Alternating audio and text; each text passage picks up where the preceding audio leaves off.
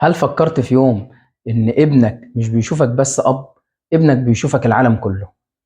طريقتك هي الصح، رد فعلك هو القانون، غلطك هو الطبيعي. ابنك بالنسبة لك هو مش صفحة بيضاء بتكتب فيها اللي انت عايزه، لا، هو بيلقط منك زي كاميرا فيديو شغالة 24 ساعة. اللي بتعمله النهاردة هيبقى هو شخصيته بكرة. علم النفس بيقول إن أول 7 سنين من عمر طفلك بتبقى مرحلة اسمها مرحلة النسخ الكامل.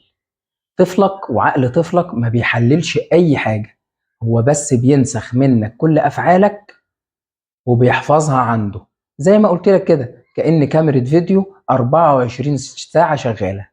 نبرة صوتك، نرفستك، صلاتك، آه، معاملتك مع أهلك، مع أصحابك، ابنك اللي بيشوفه منك بينسخه في الذاكرة مباشرة.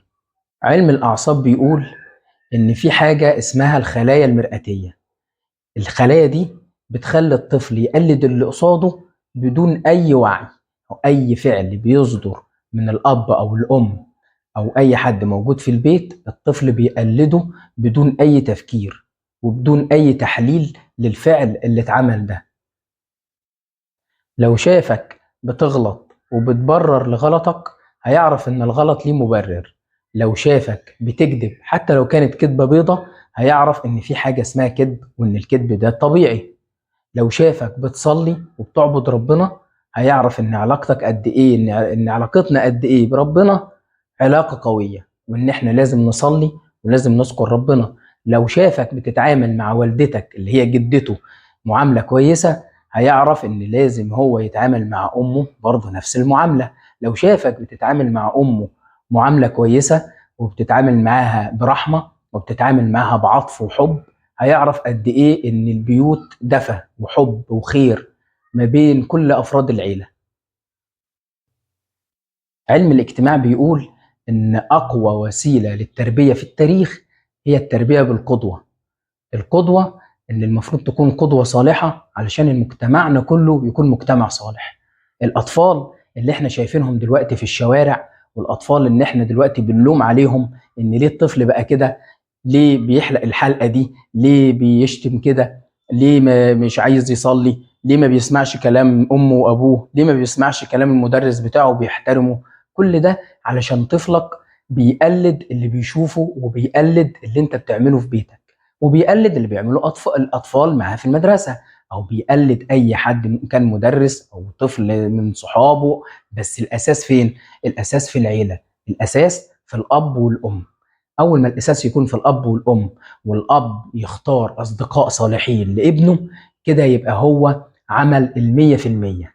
اصدقاء صالحين وهو في البيت من الناس اللي تربيتها حسنه في العباده وفي الرحمه وفي اللين ما بينه وما بين كل الافراد اللي حواليه. كده بالظبط خلى ابنه يطلع بنفس سليمه، نفس قويمه. ربنا عز وجل يجعله نشء بالفعل، نشء صالح. الدين طبعا سبق كل العلوم وكل الثقافات في موضوع القدوة. إن النبي صلى الله عليه وسلم هو قدوتنا. ما كانش بيقول للصحابة اعملوا الأمر ده وخلاص. النبي صلى الله عليه وسلم كان هو بيعمل بالفعل الحاجة اللي عايز يعلمها للصحابة والصحابة بيقلدوه. النبي صلى الله عليه وسلم كان رحمة للناس. النبي صلى الله عليه وسلم كان بيساعد أهل بيته. النبي صلى الله عليه وسلم كان في الجهاد وفي في الحرب وفي البيت وفي الشارع ومع الناس ومع الفقير، حتى مع اللي بيخالفوا في الدين، حتى مع الكافر، حتى مع أي حد موجود، حتى اللي كان بيأذيه كان رحيم بيه. فالنبي صلى الله عليه وسلم كان بيعلم الصحابة بالقدوة، ما كانش بيعلمهم بس بالأمر، ما كانش بيقول اعملوا كذا من غير ما هو يعمله. فأنت برضو نفس الفكرة، لما تقول لابنك صلي لازم أنت تكون بتصلي. لما تقول لابنك خلي بالك السجاير يا حبيبي ده وحشة، هيقول لك ازاي يا بابا ما انت بتشربها. لما تقول لابنك الشتيمة والألفاظ الخارجة دي بلاش، هيقول لك يا بابا ما انت بتقولها ازاي هي عيب. فخلي بالك، لازم الحاجة اللي بيعملها ابنك أكيد هي نتيجة لحاجة أنت عملتها.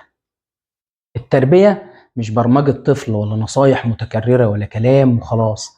التربية هي إنك تكون إنسان حقيقي صالح، علشان تدي الصلاح اللي في قلبك والخير اللي في قلبك بتديه لابنك وبتديه للعالم من حواليه. النبي صلى الله عليه وسلم كان بيقول: كلكم راع وكلكم مسؤول عن رعيته. ما تقولش لابنك اسمع كذا أو اعمل كذا، لا، اعمله أنت الأول وخليه هو من وراك. لو عندك أسلوب أو طريقة في التربية، يا ريت تقولها لنا في الكومنتات ونساعد بعض ونفهم بعض. شكرا.